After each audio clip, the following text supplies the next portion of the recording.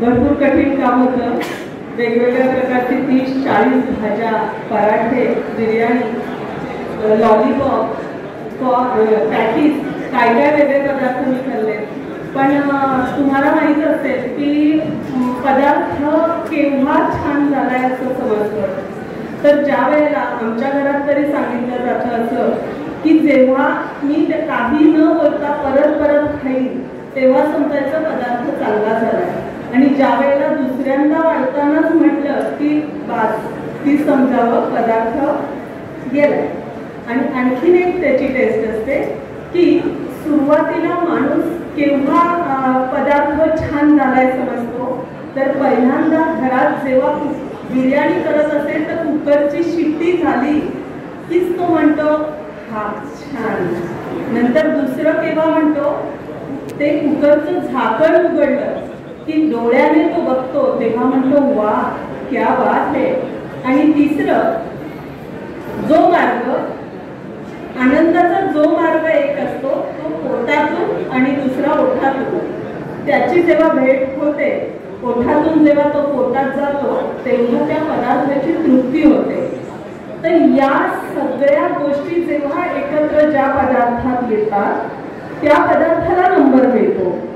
इथे ठीक आहे शिजताना आम्ही बघितले नाही, पण निदान डोळ्याला काय दिसतं आणि आमच्या जिभेला काय वाटलं त्याच्यावरून आम्ही नंबर काढले.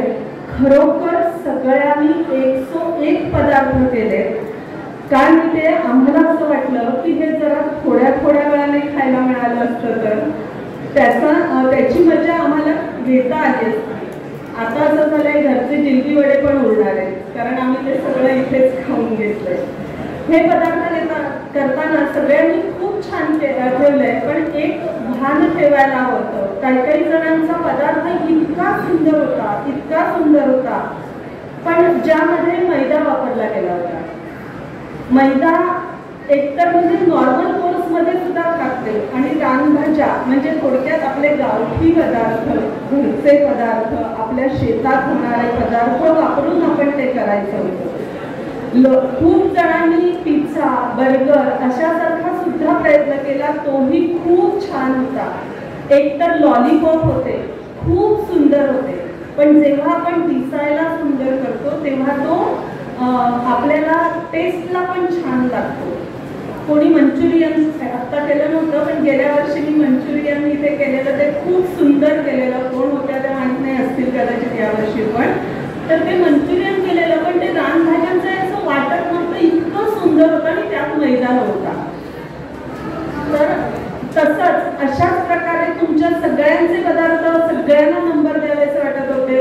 आम्ही म्हणत होतो की 3च का नंबर, आणखीन काढा, उत्तेजनार्थ तरी द्या, आणखीन कोण स्पॉन्सर असेल तर बघा.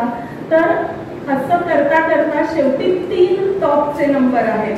त्याच्यातला तिसरा नंबर आहे शेवग्याचे लाडू. या लाडूला बक्षीस आम्ही सगळ्यांनी मिळून का शेवग्याच्या लाडूला बक्षीस दिलं माहितीये? भाजी गोड, लाडू मध्ये भाजी हा प्रकार आपण म्हणजे हे सुचवणं सुद्धा खूप छान आहे. त्यामुळे शेवग्याचे लाडू यांचा तिसरा नंबर आहे. शर्मिली विनय गांगण.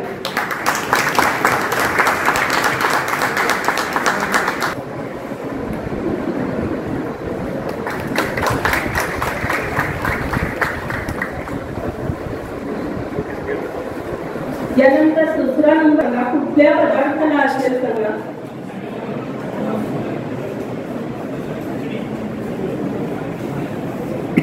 कोणी गेस करू शकता का? याचं नाव नॉनव्हेज आहे. होय, अळूच्या देठाचे बोंबील फ्राय याला दुसरा नंबर मिळाला.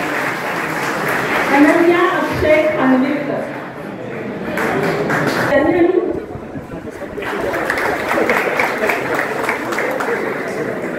आमचं परीक्षण नक्की बरोबर आहे, कारण काल तालुकाच्या स्पर्धेत सुद्धा यांचा नंबर आलेला होता. आमच्यासाठी पहिला नंबर कोणाचा असेल? याला काही नाहीये नॉनव्हेज वेज, कुठला असेल? पहिला नंबर आहे रानभाजी पराठा आणि कढीपत्ता चटणी, पूजा सुरेश भुवड. अभिनंदन पूजा. सगळ्यांनी चटण्या केल्या होत्या, पण यांनी कढीपत्त्याची चटणी बरोबर ठेवली होती. आणि रानभाजी पराठा म्हणताना त्याला बेस होता विचारता, पण जास्त भाज्यांची चव लागत होती. बरेच जणांनी पराठे केल्यांची चव खूप छान होती, पण ह्याच्यात प्रत्येक भाजीची चव कळत होती आणि बरोबर कढीपत्त्याची चटणी होती. रानभाज्या आणि त्यांची ओळख याच्याविषयी थोडक्यात विवेचन करतोय. उशीर झालेला आहे.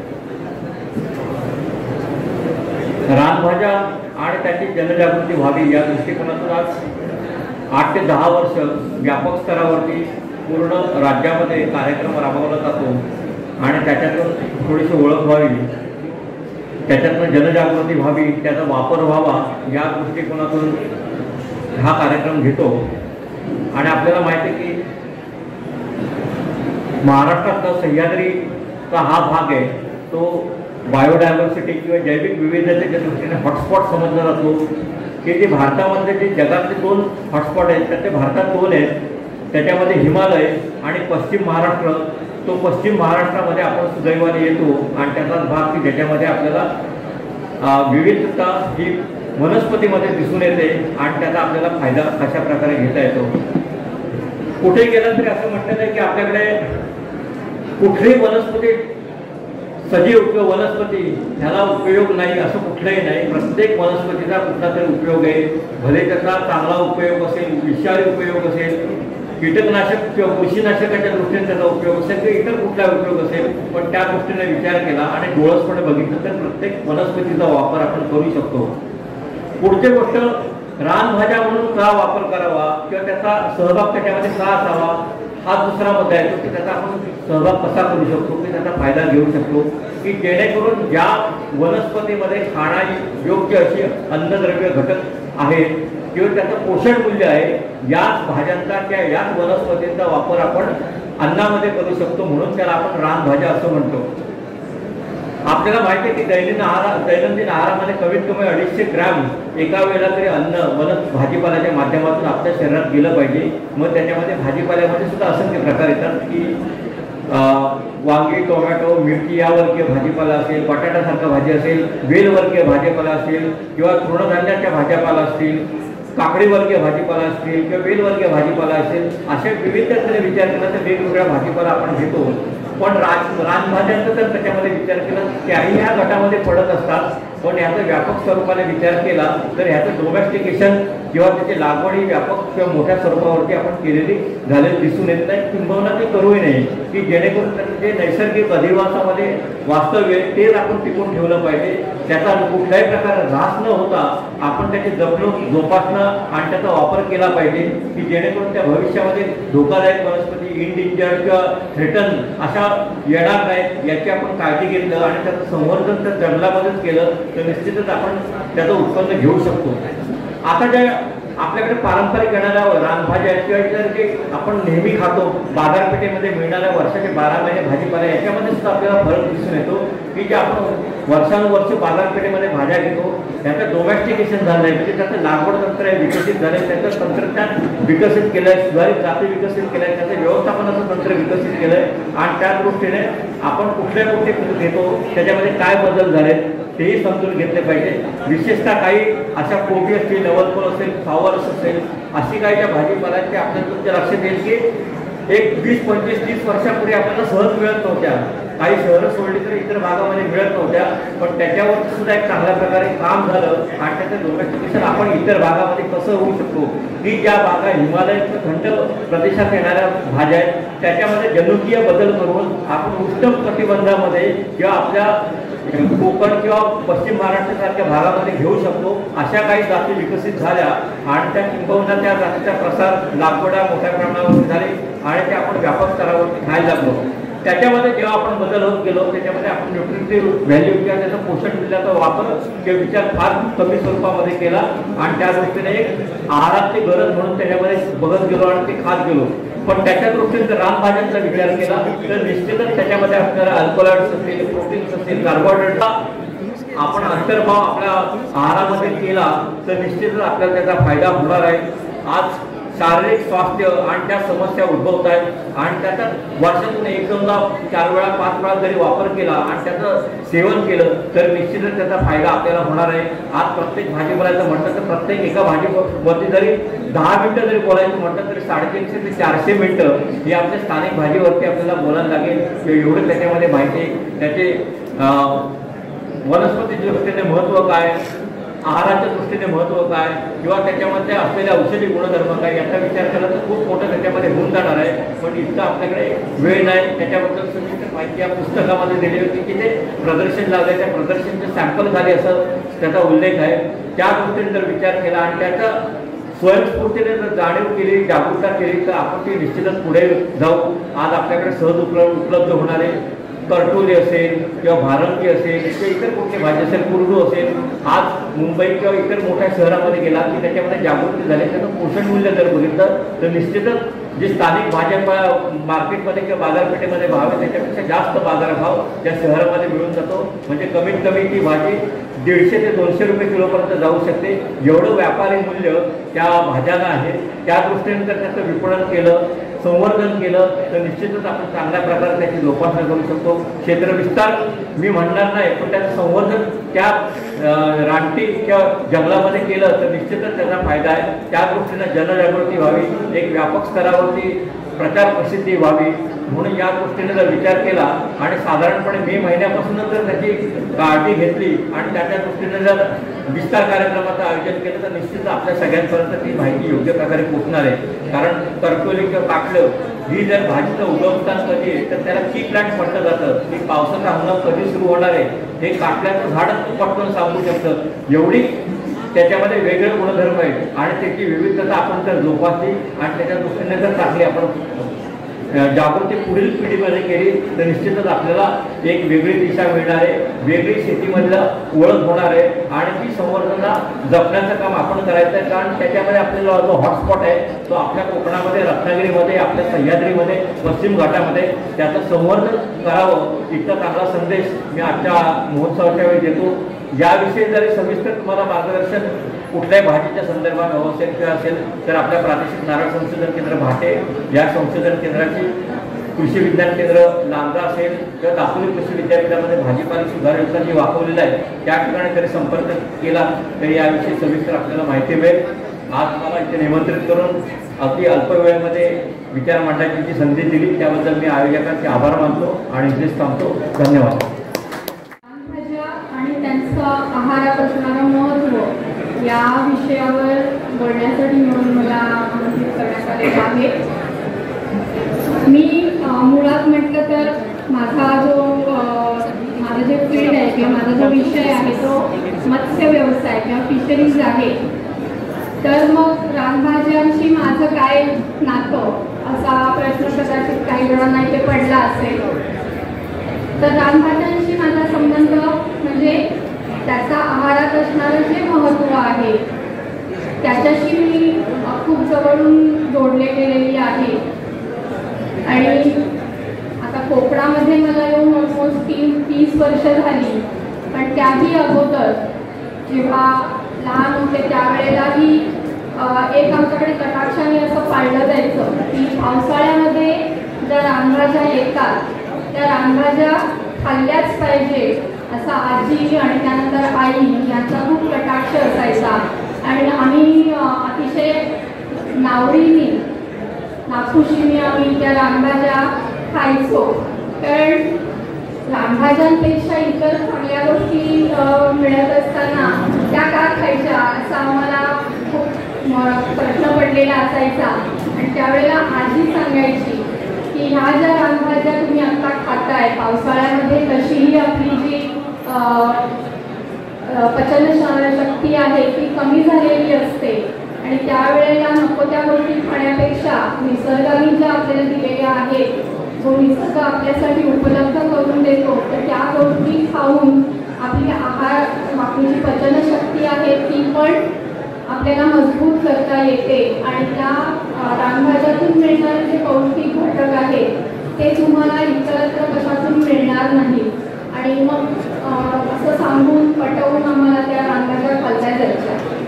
या संदर्भामध्ये जेव्हा मी संत साहित्य बघते तेव्हा मला सावता माळी यांची खूप प्रकर्षाने त्यांचं एक अभंग आहे तो खूप आवडतो की कांदा मुळा भाजी अवघी विठाळी माझी, लसूण मिरची कोथिंबिरी अवघा झाला माझा वारी. म्हणजे जो ते जे संत होते सावता माळी असून त्यांचं सगळं चित्त विठ्ठलाकडे असायचं, पण त्यांना आपल्या भाजीमध्ये, पाल्यामध्ये लसूण, कांदा, मिरची यांच्यामध्ये सुद्धा विठाबाई म्हणजे विठ्ठल दिसायचा. तर असं हे असताना आणि कोकणामध्ये आपण राहतोय, आपल्या आजूबाजूला खूप मुबलक प्रमाणामध्ये जंगल आहे. मगाशी माशेतरांनी सांगितलं तसं हा वेस्टर्न घाट, पश्चिम घाट जो आहे तो बायोडायव्हर्सिटी हॉटस्पॉट पण आहे. तर ह्या सगळ्या पार्श्वभूमीवर जर आपण अभ्यास केला, बघितलं तर आपल्याकडे म्हणजे जगभरात किती वनस्पती उपलब्ध आहेत असा एक आकडा जर आपण बघितला तर 32,83,000 वनस्पतींच्या प्रजाती आहेत आणि त्यातल्या 1,530 एवढ्या जंगलात सापडणाऱ्या ज्या वनस्पती आहेत त्या आपले आदिवासी खातात. किंवा आदिवासी तुम्ही कुठेही गेलात, ठाणा, मोखाडा किंवा इथे आपल्याकडे महाड, इथेही आदिवासी तातकरी किंवा जे इतर वारली वगैरे हा जो आदिवासी समाज आहे यांच्यामध्ये जेव्हा आपण वावरतो तेव्हा लक्षात येतं की हे या रानभाज्यांवरती खूप मोठ्या प्रमाणावरती अवलंबून असतात आणि त्याच्यात त्यांनी जे दैनंदिन खाण्यामध्ये वापरतात त्यात मला जेव्हा माहिती काढली तेव्हा असं लक्षात आलं की ते 145 कंद, त्यानंतर 521 हिरव्या भाज्या आहेत, 100 फुलभाज्या आहेत, 647 फळभाज्या आहेत आणि 118 इतर बिया किंवा इतर सुका मेवा म्हणून जे खातात अशा प्रकारची भाज्या ते ओळखू शकतात. 1,530 भाज्या आपले आदिवासी लोक ओळखू शकतात. मगाशी मंत्री महोदयांनी देखील एक विचार मांडला की आपले जे वयोवृद्ध आहेत आपल्या घरचे 75च्या जवळपास पोचलेली जी पिढी आहे, जर आपण त्यांच्याशी संवाद साधला तर तेही तुम्हाला सांगतील की हो, पूर्वी आम्ही खूप मोठ्या प्रमाणामध्ये रानभाज्या खात होतो आणि अजूनही ते ओळखू शकतात. तर हा एक प्रयोग मी करून बघितला होता आणि आपल्या जवळपासच्या जंगलामध्ये जेव्हा आम्ही फिरतो तर त्यावेळेला मला खूप मोठ्या प्रमाणामध्ये म्हणजे भारंगी आपण सगळे ओळखू शकतो, तेर आहे किंवा टाकळा, त्यानंतर करटुली आहे जी आपण अगदी सहजपणे आपल्याला बघायला मिळतात. पण याच्यामध्येही जाऊन पुढे जर बघितलं तर कपाळफोडी म्हणून एक वनस्पती आहे, त्यानंतर भुई आवळी, आंबुशी, काटेमाठ, गुळवे, कोकरू आहे, चिवड, शेवळं, त्यानंतर बांबू चुका, नळीची भाजी म्हणून एक भाजी आहे, कोळशीची भाजी आपल्याला सगळ्यांना माहिती असेल, आघाडा, कारंगी, मायाळू, मोरशेंड अशा खूप वनस्पती आपल्याकडे मिळतात. आणि आपल्यामध्ये काही लोकांना हेही माहिती असेल की जेव्हा गणपती गौरीसाठी आपण किंवा हरताळकीसाठी सुद्धा जेव्हा आपण पत्री गोळा करायला जातो तर ह्या पत्रीमध्ये मोठ्या प्रमाणामध्ये या महत्त्वाच्या रानभाज्यांचा समावेश असतो. आता हे का खायच्या, मी त्यांच्यात औषधी गुणधर्म काय आहे त्याचा थोडंसं जेव्हा अभ्यास करत होते तेव्हा कपाळफोडी म्हणून जी वनस्पती आहे तिचा उपयोग आंबवात, ताप किंवा जुलाब, सांधेदुखी, कानफुटी याच्यावर केला जातो. भुई आवळी ही काविळीवरती वापरता येते किंवा विषाणूजन्य ताप असेल तर त्याच्यासाठी वापरता येते. गुळवेल आपल्याला माहिती आहे आयुर्वेदामध्ये मोठ्या प्रमाणामध्ये गुळवेलीचा वापर केला जातो. किंवा गोखरू जे आहे तर त्याचा संधिवात किंवा इतर जे त्याचं मूत्राशयाचे विकार, म्हणजे याच्या ज्या रानभाज्या आहेत त्यातली कुठलीही भाजी तुम्ही घेतली तर तिचा कुठे ना कुठेतरी औषधी उपयोग आहे असा दिसून येतो. बरं, या भाज्या करायच्या कशा?